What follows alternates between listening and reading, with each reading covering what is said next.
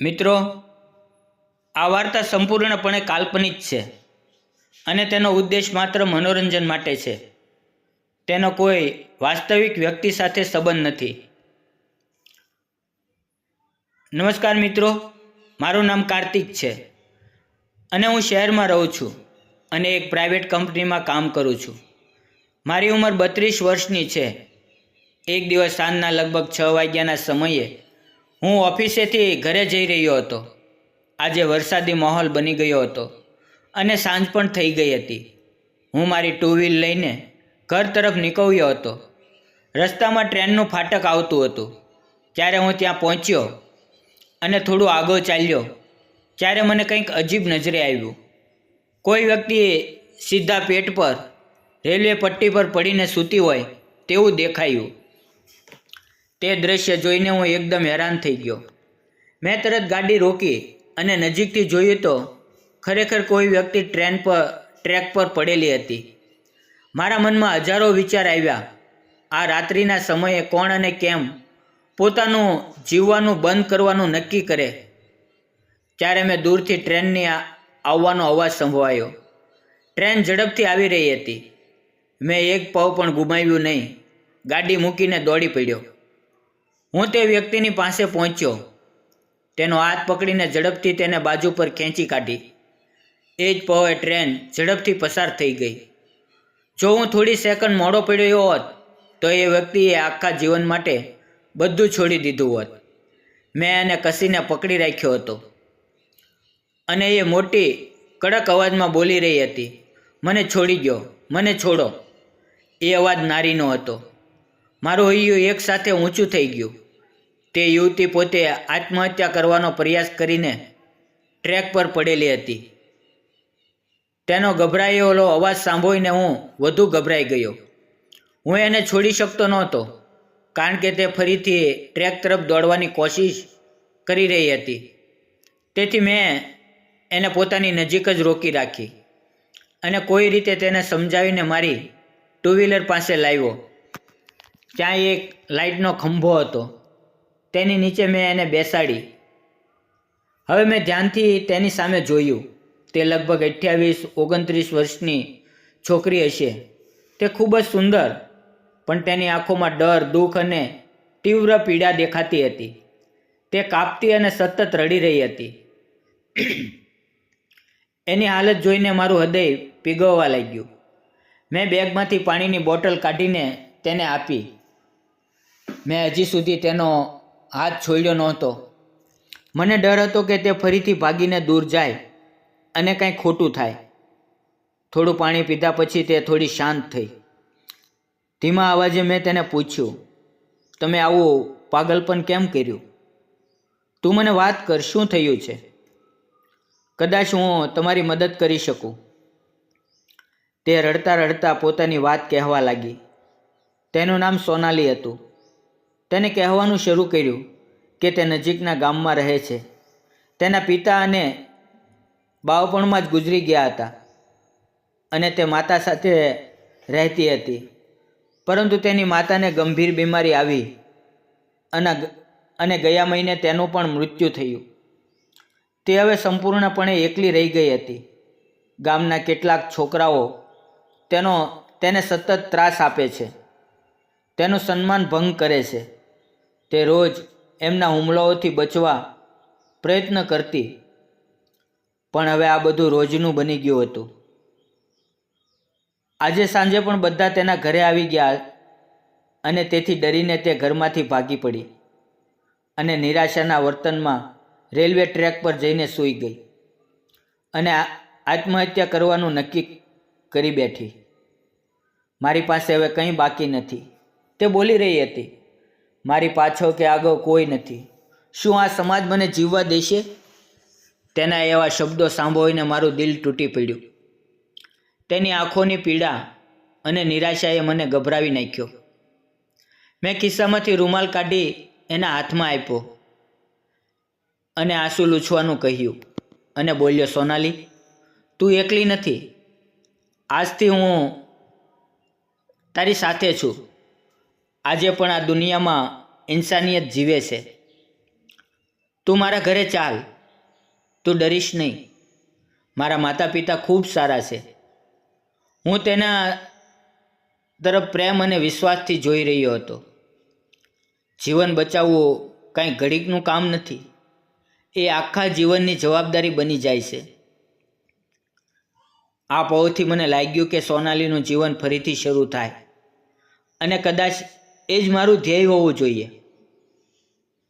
જ્યારે મેં તેને કહ્યું કે હું મારા માતા પિતા સાથે રહું છું, ત્યારે તેની આંખોમાં નાની આશાની ઝલક દેખાણી અને તેણે મારી ટુ વ્હીલરની પાછળ બેસવાનું સ્વીકાર્યું. પછી હું તેને લઈને મારા ઘરે આવ્યો. દરવાજાની બેલ વગાડી ત્યારે પિતાજીએ દરવાજો ખોલ્યો. તેમણે મને અને મારી સાથે આવેલી અજ્ઞાત યુવતીને જોઈને થોડીવાર આશ્ચર્ય વ્યક્ત કર્યું, પરંતુ આગળ કંઈ કહ્યું નહીં. હું તેને અંદર લાવ્યો. થોડી જ વારમાં મારી મા બહાર આવી અને તેમને પણ જોઈને તરત જ થોડું આશ્ચર્ય થયું. મેં એને સોફા પર બેસાડીને માએ એને એક ગ્લાસ પાણી આપ્યું અને સોનાલીએ શાંતિથી પીધું. પછી મારી માએ પૂછ્યું, આ કોણ છે? મેં રસ્તામાં જે બન્યું હતું તે બધું ધીરજથી સમજાવવાનું શરૂ કર્યું. આ સોનાલી છે. તે એકલી રહે છે.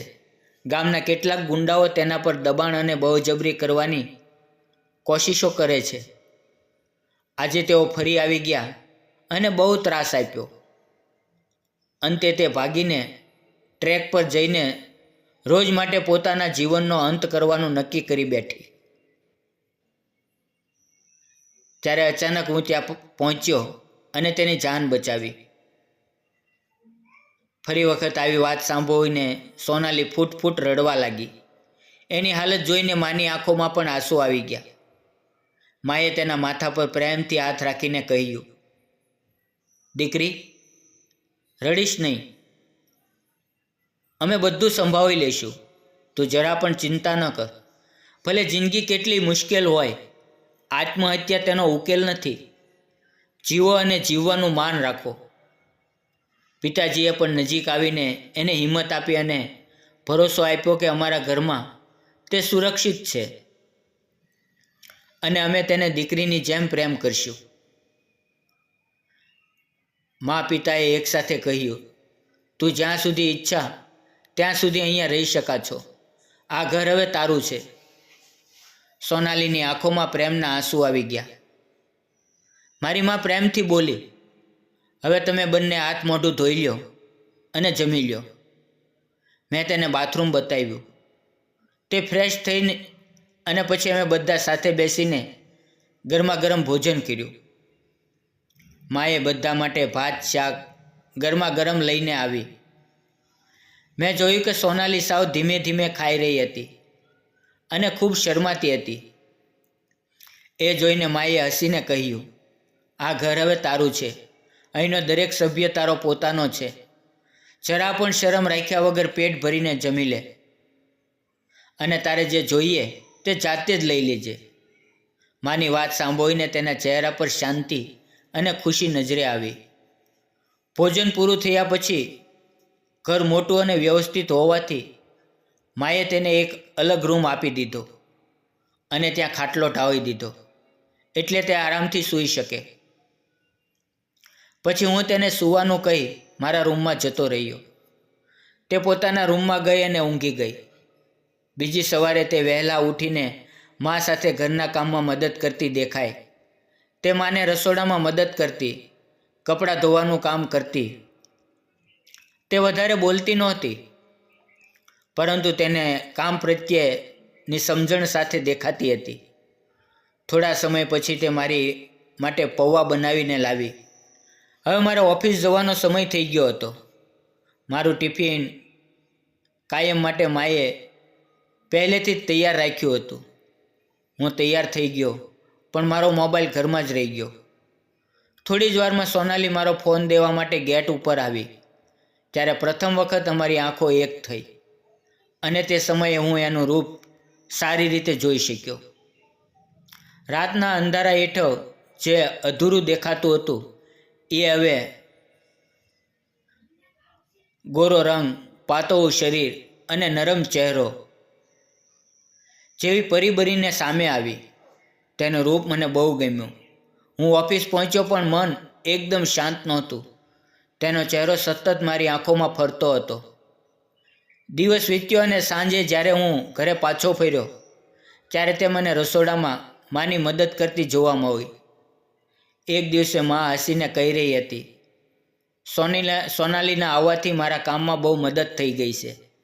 તે મને કશું પણ કરવા દેતી નથી. બધું તેના હાથથી જ થાય છે. આ વાત સાંભળી મારા મનમાં અનોખી શાંતિ અને ખુશીની લાગણી થઈ. તે મને વારંવાર કપડાં સૂકવતી, ભોજન બનાવતી, તેના નાના નાના કાર્યોથી તેની નિર્દોષતા દેખાતી, જે મને તેની તરફ ખેંચતી ગઈ. કેટલા દિવસો એ રીતે પસાર થયા અને દરેક પસાર થતા દિવસ સાથે સોનાલી મારા જીવનમાં ઊંડે ઊંડે ઉતરતી ગઈ. અમારા વચ્ચેની મિત્રતા સારી થઈ ગઈ અને હવે સોનાલી પણ છુપી રીતે મને જોયા કરતી હતી. અમે એકબીજા સાથે હસતા અને વાતો કરતા અને ધીરે ધીરે મારા દિલમાં એક ખાસ આકર્ષણ ઉભરાતું ગયું. એક દિવસ મારા માતા પિતા મોટી બહેનના ઘરે મુલાકાત માટે જવાનું થયું અને હું ઓફિસે ગયો. પરંતુ મન લાગતું નહોતું. હું સોનાલી વિશે જ વિચારતો રહ્યો. હું તેને પ્રેમનો સાચો ઇઝહાર કરવા ઈચ્છતો હતો. એની સામે ખુલ્લીને કહેવાનું ઈચ્છતો હતો, પણ રજા ન હોવાને કારણે ઓફિસે જવું પડ્યું. સોનાલી એ દિવસે ઘરમાં એકલી હતી. પછી હું બહાનું બનાવીને બીમાર હોવાનું કહીને ઓફિસમાંથી વહેલો ઘરે આવી ગયો. બેલ વગાડતાની સાથે સોનાલીએ દરવાજો ખોલી દીધો. બપોરના સમયે મને જોઈને તેના ચહેરા પર આશ્ચર્ય અને એક મધુર સ્મિત બંને પ્રગટ થયા. તેણે કહ્યું, તમે બપોરે શું આવ્યા? મેં હસીને જવાબ આપ્યો, આજે તબિયત થોડી બગડી ગઈ હતી એટલે આવી ગયો. હું અંદર આવીને સોફા પર બેઠો. તેણે મને પાણી આપ્યું અને મનમાં હું વિચારતો હતો કે આજે જ તેને મારી હિંમત બતાવીને કહીશ કે હું તેને કેટલાય સમયથી પ્રેમ કરું છું અને તને પામવા માંગુ છું. થોડીક વારમાં તે ચા લઈને આવી. મેં પૂછ્યું, તમે નહીં પીવો? તે બોલી, મારા માટે પણ બનાવી છે, રસોડામાં જઈને પી લઈશ. મેં તેને રોકીને પૂછ્યું, જો તું જતી હોય તો ના જા, અહીંયા જ મારી પાસે બેસીને પી. આપણે બંને સાથે ચા પીશું. તે કપ લઈને બેસી ગઈ અને અમે બંને એકબીજાની સામે બેઠા. મેં ચાનો ઘૂંટડો ભરીને શાંતિથી તેને પૂછ્યું, સોનાલી, તું લગ્ન કેમ નથી કરતી? એ પ્રશ્ન પર તે થોડી વાર શાંત રહી. એણે મારી આંખો તરફ જોયું, પછી નમ્ર સ્મિત આપ્યું અને પછી ધ્યાનથી બોલી, મારા લગ્ન હવે શક્ય નથી. મારું કોઈ નથી. કોણ મારી સાથે લગ્ન કરશે? એની આંખોમાં ઊંડું દુઃખ હતું. મેં તેનો હાથ પોતાના હાથમાં લઈને પૂરેપૂરી ઈમાનદારીથી કહ્યું, સોનાલી, મને તું બહુ ગમા છો. મને તારી સાથે પ્રેમ થઈ ગયો છે. તું મારી મા અને પપ્પાની ખૂબ મદદ કરા છો. તું ક્યારેય કોઈ પણ કામ માટે ના નથી કહેતી. હંમેશા માન રાખે છે. મને તું મનથી બહુ ગમે છે અને હું તને પ્રેમ કરું છું. આ શબ્દો સાંભળીને સોનાલીએ મારી આંખોમાં જોયું અને મને ગળે લગાવી લીધો. એની આંખોમાં આંસુ ભરાઈ આવ્યા. તે બોલી, તમારા મમ્મી પપ્પા ખૂબ સરસ છે. હું આ ઘરના સંબંધનો ભાગ નથી, છતાં તમે મને રાખી, મને સહારો આપ્યો, મારા જીવનમાં ફરી આશા લાવ્યા. હું તમારાથી હંમેશા આભારી રહીશ. તે થોડુંક વિચાર કરીને પૂછ્યું, શું તમારા માતા પિતા મને વહુ તરીકે સ્વીકારી લેશે? મેં શાંતિથી જવાબ આપ્યો, હા, આજે જ હું તેમને કહીશ. સાંજે અમે સાથે જ ભોજન કર્યું અને શાંતિથી સૂઈ ગયા. સવારે હું ઓફિસ જતા પહેલાં સોનાલીને મળતો ગયો. તે મને એક નજરથી નિહાળી રહી હતી.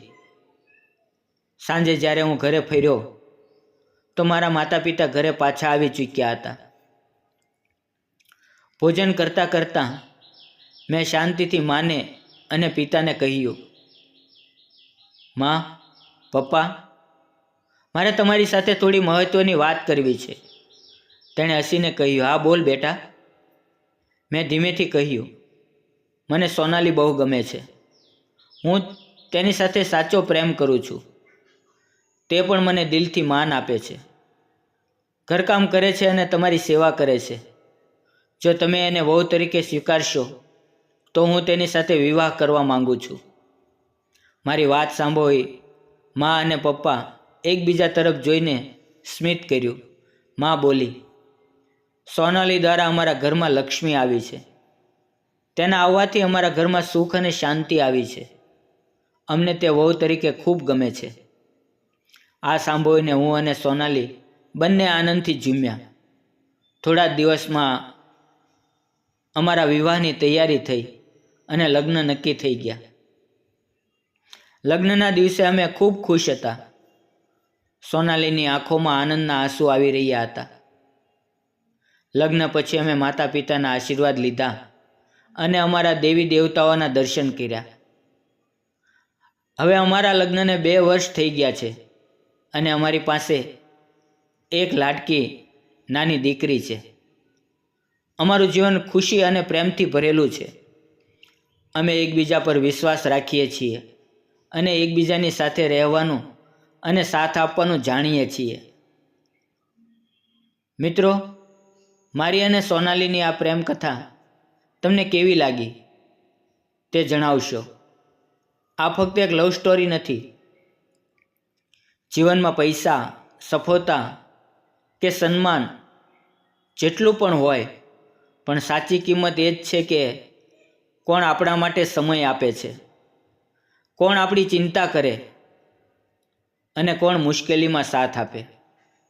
થોડો સમય કાઢો, પોતાના લોકોની આંખોમાં જુઓ, તેમને હસીને સાંભળો અને તેમના મૌનને સમજવાનો પ્રયત્ન કરો. કારણ કે સમય પસાર થતો જાય છે અને લોકો માત્ર યાદોમાં રહે છે, વસ્તુઓ નહીં. તેથી જેટલો સમય હજુ બાકી છે તેટલો સમય તમારો પ્રેમ દર્શાવો, સમય આપો. કારણ કે અંતે યાદો લોકોની જ રહે છે, વસ્તુઓની નહીં.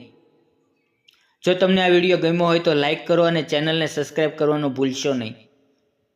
વિડીયો પૂરો જોવા બદલ આપ સૌનો ખૂબ ખૂબ આભાર. ફરી મળશું આવતીકાલે એક આવી સુંદર મજાની વાર્તાની અંદર. ત્યાં સુધી આવજો. ધન્યવાદ મિત્રો.